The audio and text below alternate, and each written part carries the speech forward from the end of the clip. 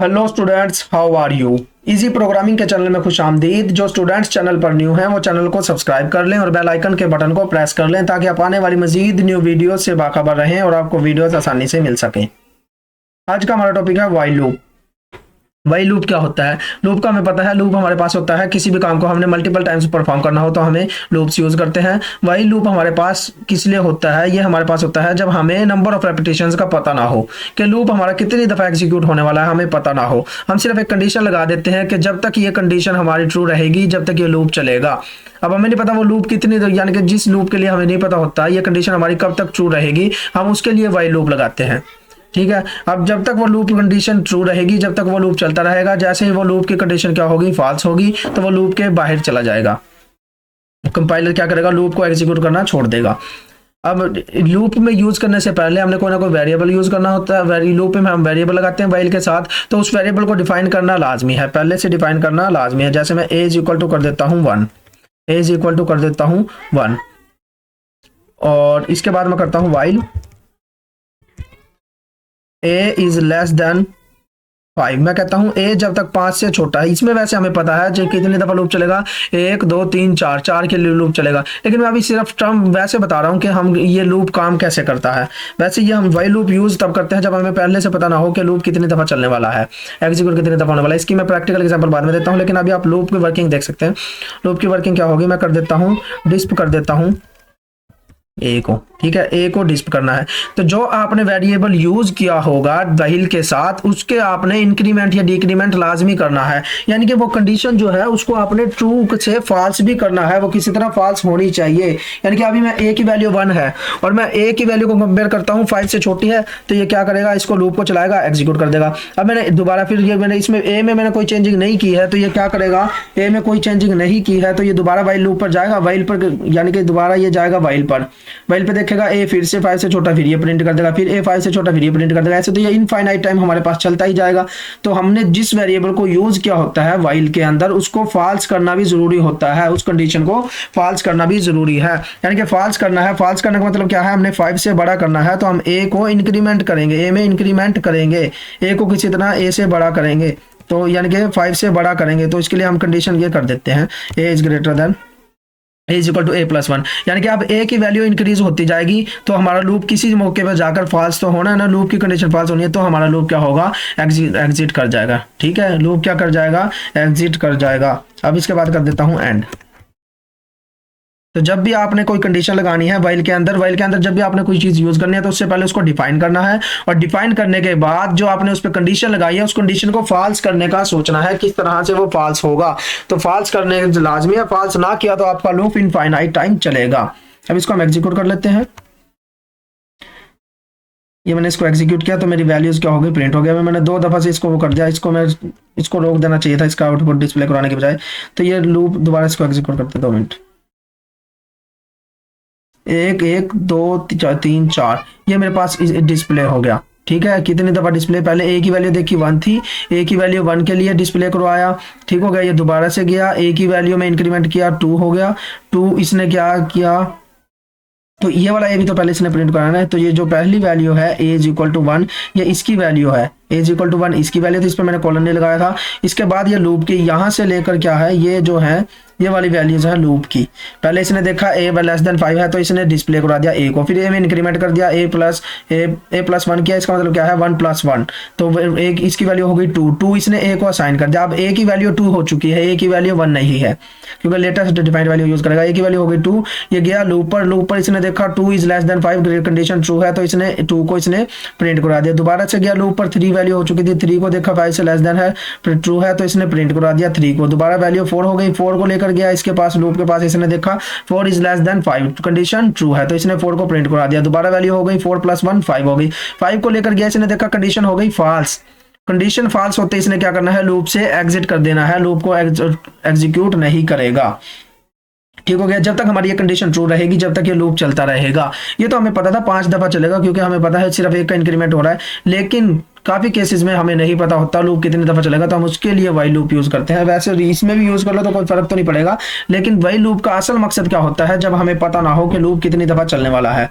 जैसे मैं इधर एक वो बनाता हूँ, सीक्वेंस बनाता हूँ, जिसमें एलिमेंट बनेंगे 1 दूसरा एलिमेंट होगा 1 का स्क्वायर प्लस 2। ठीक है, तीसरा एलिमेंट होगा 1 का नहीं, जो ये नेक्स्ट एलिमेंट बना, ये नेक्स्ट एलिमेंट क्या बनेगा, 1 का स्क्वायर प्लस 2 यानी कि 3 बनेगा। ये बनेगा 3 का स्क्वायर प्लस क्या बनेगा 3। ये क्यों क्या है, ये इसकी पोजीशन है, इस एलिमेंट की पोजीशन है तीसरी। ठीक है, इसके बाद मैं करता हूँ 4 का, नेक्स्ट एलिमेंट मेरे पास बनेगा 3 का स्क्वायर 9, 9 प्लस 3 12 बनेगा, 12 का स्क्वायर प्लस 4। ठीक है, इस तरह के मैं सीक्वेंस बनाता हूँ, यानी कि ये मेरे पास, अगर मैं इसको जनरल टर्म लिखना चाहूँ तो ये मेरे पास इसकी जनरल टर्म बनेगी। जनरल टर्म मेरे पास बनने वाली है, इसकी जनरल टर्म अगर मैं लिखता हूँ तो जनरल टर्म बनेगी a is equal to a plus a का स्क्वायर प्लस जोन सा एलिमेंट है, मैं कहता हूँ दूसरा एलिमेंट है तो दूसरी पोजीशन, तीसरा एलिमेंट है तो तीसरी पोजीशन, जोन सा एलिमेंट है वो वाला हो जाएगा। ठीक है, अगर मुझे के एलिमेंट, के का मतलब क्या है, जोन सी पोजीशन है हमारे पास। ठीक हो गया, तो इस तरह से हम वैल्यूज प्रिंट करेंगे। ये एक जनरल टर्म बनाने वाले हैं। इसमें हम पहले ये सीक्वेंस बना लेते हैं वाइल के जरिए से हम इस सीक्वेंस को बना लेते हैं। पहले मैं कर देता हूँ a की वैल्यू कर देता हूँ 1 है, a की वैल्यू क्या है 1 है। ठीक है, अब मैं वाइल लूप लगाता हूँ, वाइल कर देता हूँ k इज, पहली 5 टर्म में कर लेता हूँ, पहली 5 में टर्म कर लेता हूँ a इज लेस देन और इक्वल टू 5। a जो है वो 5 के बराबर या छोटा है, यानी कि पहली 5 टर्म आ जाएंगी 1 2 3 4 5, पहली 5 टर्म आ जाएंगी। इसके लिए मैं क्या करता हूँ, a इज लेस देन 5 और अब मैं k बनाता हूँ, k 2 मिनट इसको बना लेते हैं, k पोजीशन को दे देते हैं हम, k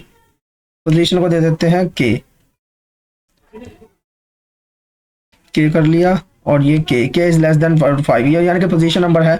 तो जब तक ये कब तक चलेगा, जब k रहेगा हमारा 5 तक जाएगा, 5 से ऊपर तक ये नंबर नहीं जाएगा। तो मैं करवा देता हूँ डिस्प करवा देता हूँ a को, डिस्प करवा देता हूँ मैं k को, डिस्प करवा देता हूँ a को नहीं, a को डिस्प करवा देते हैं। हम क्या करते हैं, a को डिस्प करवा देते हैं, a को वैल्यू दे देता हूँ मैं 1 और a को मैं डिस्प करवा देता हूँ। तो अब ये क्या करेगा, k की पोजीशन देखेगा, k की वैल्यू 1 है तो 1 के लिए क्या करेगा, ट्रू हो गया तो ये a को डिस्प्ले करा देगा। इसके बाद दोबारा से देखेगा k की वैल्यू को, k की वैल्यू 1 नहीं रहेगी तो ये इसको डिस्प्ले कराता रहेगा। इस वजह से हमें k की वैल्यू को फॉल्स करना जरूरी है, यानी कि इस कंडीशन को फॉल्स करना जरूरी है। तो हम k में इंक्रीमेंट कर देंगे, k प्लस 1 इंक्रीमेंट करेंगे। इससे क्या होगा, ये कंडीशन क्या होगी, फॉल्स हो जाएगी किसी ना किसी मोड पर जाकर, ये कंडीशन फॉल्स होगी। इसके बाद मैं क्या करता हूँ, इसके हमने a का दूसरा एलिमेंट बनाना है, a को दूसरा एलिमेंट देना है, तो मैं ये वाली कंडीशन लिख देता हूँ, a is equal to a का स्क्वायर प्लस k। अब क्या होगा, k की वैल्यू दूसरी पहले एलिमेंट वो कर देगा, इसके बाद k का देखेगा, k की वैल्यू 1 होगी, 1 को इधर यूज करेगा, k की वैल्यू 1 इधर यूज करेगा, a की वैल्यू भी 1 इधर यूज करेगा। तो ये क्या बन जाएगा, 1 का स्क्वायर प्लस 1 3 बन जाएगा। a को 3 प्रिंट वो कर देगा, तो a की वैल्यू 3, दोबारा से ये इधर जाएगा, k की वैल्यू क्या हो चुकी होगी हमारी, 2 हो चुकी होगी, 2 k की वैल्यू इधर से 2 हो चुकी होगी, तो 2 देखेगा 5 से छोटी है। फिर ये इधर आएगा, फिर ये डिस्प्ले करवा देगा a को, a हमारा हो जाएगा डिस्प्ले। a डिस्प्ले होने के बाद ये क्या करेगा, k की में 1 का इंक्रीमेंट कर देगा, k में a का इंक्रीमेंट करेगा, 2 से 1 कर देगा, 3 हो जाएगा। k की वैल्यू इससे क्या बन जाएगी 3, और इसके बाद ये क्या करेगा, इधर यूज करेगा, a का तीसरा एलिमेंट बनाएगा, यानी कि 3 का स्क्वायर 9 हो जाएगा, 9 प्लस 3 ये क्या कर देगा 12 कर देगा, a की वैल्यू 12 हो जाएगी मेरे पास। साथ के साथ a को प्रिंट भी कर रहे हैं हम, साथ के साथ a को प्रिंट करते हैं हम, वो डिस्प्ले के जरिए करवा रहे हैं, इधर से हम रोक देते हैं, डिस्प्ले के जरिए हम a को प्रिंट करा रहे हैं। ठीक हो गया, तो 3 वैल्यू हमारे पास a की थी और 3 वैल्यू k की थी, वो इसने यूज की। a की वैल्यू हो गई, k की वैल्यू हो गई 4 और a की वैल्यू क्या हो गई, k की वैल्यू 3 रहेगी क्योंकि इंक्रीमेंट पहले हो गया, वो इधर यूज हो गई। तो a की वैल्यू होगी 9 और 3 की वैल्यू, k की वैल्यू 3 थी वो इधर गया, k की वैल्यू इसने 3 देखा 5 से छोटी है, तो ये क्या करेगा, डिस्प्ले करवा देगा a को, इसके बाद जाएगा नीचे, k को इंक्रीमेंट यूज करेगा, k में 3 था, 3 प्लस 1 करेगा 4, k की वैल्यू हो जाएगी 4 और इधर 4 को वो यूज करेगा। और a की वैल्यू पहले से क्या थी, 12 थी, 12 का स्क्वायर 144 जमा 4 148 हो जाएगा। तो a की वैल्यू 148 हो जाएगी और k की वैल्यू हमारे पास क्या रहेगी 4। ये दोबारा से इधर जाएगा, k की वैल्यू देखेगा 4 है, k की वैल्यू 4 इधर यूज करेगा, देखेगा इससे छोटी या बराबर है, छोटी है, तो ये दोबारा से इसको डिस्प्ले करा देगा a को, ये 148 हमारे पास डिस्प्ले हो जाएगा। इसके बाद क्या करेगा, k is equal to k plus 1 करेगा, यानी कि 5 k को क्या कर देगा 5 कर देगा, 4 से 4 प्लस 1 5 हो जाएगा। इसके बाद ये इसको देखेगा, इसमें जाएगा, ये इसको क्या करेगा, के की वैल्यू हमारे पास 148 थी, 148 का स्क्वायर करेगा, प्लस करेगा के की पोजीशन यानी कि के पांचवें एलिमेंट को पोजीशन करेगा, क्योंकि 5 बन गया है तो 5 को इधर यूज करेगा। अब इसको हम वैसे एग्जीक्यूट करके देख लेते हैं। एंड और प्रोग्राम किसको करते हैं रन। प्रोग्राम हमने किया एग्जीक्यूट, ए हमने डिस्प्ले करवा दिया, ये वाला ए तो ये वाला यूज हो गया ना, ये इसको तो हमने डिस्प्ले करवाना नहीं था, ये कमांड वैसे लिखी गई है। ये वाला जो नीचे रिजल्ट था वो ऊपर जो कमांड लिखी गई था उसका था, क्योंकि पूरी स्क्रिप्ट फाइल को इसने एग्जीक्यूट करना है। तो इसने क्या प्रिंट किया है 1 3 12 148 एंड इसके बाद जो एलिमेंट था वो प्रिंट करवा दिया। इसके बाद ये वाला एलिमेंट बना था 21909 21909। ठीक हो गया, ये हमारे पास एलिमेंट आ गया। ये हमारे पास पहले 5 एलिमेंट आ गए, यानी कि के की वैल्यू 1 के लिए लूप चला, फिर के की वैल्यू 2 के लिए लूप चला, फिर के की वैल्यू 3 के लिए, के की वैल्यू 4 के लिए, 5 के लिए, एंड बस 5 के बाद इसने देखा के की वैल्यू फॉल्स हो गई तो इसने प्रिंट करना बंद कर दिया। पहले इसने देखा के की ए की वैल्यू क्या थी 1, के की वैल्यू 1 थी, ए की वैल्यू भी 1 थी, तो इसने 1 प्रिंट करवा दिया, ये हमारे पास 1 प्रिंट हो गया। ठीक है, इसके बाद ये इसने जब 1 प्रिंट कर दिया तो इसने देखा के की वैल्यू में इंक्रीमेंट करना है, तो के की वैल्यू उसने 2 कर दी, के की वैल्यू क्या कर दी 2 कर दी, के की वैल्यू 2 कर दे तो वो इधर यूज करेगा कैसे, ए की पिछली वैल्यू क्या है 1, 1 को इधर रखेगा, 1 का स्क्वायर 1 प्लस के की वैल्यू क्या बन चुकी है हमारी, इधर से के की वैल्यू क्या बन चुकी होगी 2 बन चुकी होगी, के की वैल्यू 2 बन चुकी होगी, 1 का स्क्वायर 2 हो, 1 का स्क्वायर 1 हो गया, वही 1 प्लस 2 करेगा, 1 प्लस 2 करेगा, तो ये क्या बन जाएगा हमारे पास 1 प्लस 2 3 बन जाएगा, ए की वैल्यू होगी 3। तो ये अब दोबारा से लूप पर जाएगा, लूप पर जाकर देखेगा के की वैल्यू क्या है 2, 2 को इधर कंपेयर करेगा, 2 की वैल्यू 5 से छोटी है, तो ये क्या करेगा ए को प्रिंट कर देगा, यानी कि 3 को ये मुझे क्या करेगा प्रिंट कर देगा। इसके बाद इसने क्या करना है, प्रिंट करने के बाद ये के में इंक्रीमेंट करेगा, के में इंक्रीमेंट करेगा तो 2 प्लस 1 3 कर देगा, के में 3 बन गया। अब 3 इसने इधर यूज करना है, कैसे यूज करेगा 3 इधर यूज करेगा कैसे, क्योंकि अभी ए में हमने डिफाइन करना है ए का स्क्वायर, ए हमारा इधर से क्या बना था ये 3 बना था, 3 का स्क्वायर 9, 9 प्लस के क्या है 3, 9 प्लस 3 तो ये बन जाएगा हमारे पास 12, 9 प्लस 3 क्या बन जाएगा 12। 12 को प्रिंट नहीं करेगा, ये दोबारा से इधर जाएगा, ये देखेगा के की वैल्यू हमारे पास क्या है 3 है, के की वैल्यू हमारे पास क्या है 3 हो चुकी है, 3 लेस देन 5 है हमारे पास, कंडीशन ट्रू है, कंडीशन ट्रू है तो ये ए को डिस्प्ले करा देगा, ए को डिस्प्ले कराएगा। इसके बाद एक के की वैल्यू हमारे पास क्या कर देगा इंक्रीज कर देगा, क्या कर देगा 3 प्लस 1 4 कर देगा। इस तरह से हमारा लूप चलेगा, जब कब तक लूप चलता रहेगा जब तक के की वैल्यू 5 से छोटी या 5 के बराबर है। इस केस में हमें पता था कि लूप कितनी दफा चलेगा, लूप कितनी दफा चलेगा हमें पता है 5 दफा चलेगा, लेकिन असल में हमारा मकसद ये नहीं था, हमारा मकसद क्या था, हमने ए पे कंडीशन नहीं लगानी है, हम कंडीशन लगाते हैं ए पर कंडीशन लगाएंगे, ए पे नहीं। हम कहते हैं जब तक ए जो है वो मेरे पास ए जो है लेस देन और इक्वल टू है, लेस देन इक्वल टू मैं कर देता हूँ 1 2 3 3 4 5 6, मैं कहता हूँ जब तक ए की वैल्यू 10 लाख से छोटी या बराबर है जब तक ये लूप चले। ठीक है, अब मुझे तो नहीं पता ए की वैल्यू बेतरतीब से बढ़ रही है, यानी कि इसको हम आम दिमाग तो नहीं ना सोच सकता कितनी वैल्यू जाके इस पे वो होगी, कैलकुलेट करके ही हम बता सकते हैं। तो हम तो नहीं ना सोच सकते कब तक ये लूप चलेगा, क्योंकि ए की वैल्यू हम बता ही नहीं सकते कब जाकर 10 लाख बनेगी। ये 1 से 10 थी 3 हुई, 3 से 12 हुई, 12 से 148, 148 से हमारे पास डायरेक्ट 21,909 हो गई। अब हमें नहीं ना पता 10 लाख पर कब जाके वैल्यू पहुंचेगा, तो हमने कंडीशन लगा दी कि भाई जब तक ये 10 लाख से छोटी या बराबर है जब तक ये लूप चले, जैसे ये 10 लाख से बड़ा हो, 10 लाख से बड़ी हो तो ये हमारा लूप क्या हो जाए टर्मिनेट हो जाए। ठीक है, अब ये वाइल ये काम हो जाएगा हमारा 2 मिनट, इसको हम एग्जीक्यूट कर लेते हैं। तो ये हमारा लूप चल गया, ये हमारा क्या हुआ लूप चल गया। लूप कैसे चला है, लूप चला है जो हमारे पास ए की जो अब वैल्यू है, जो ए की अब वैल्यू आई है, डिस्प करते हैं ए को,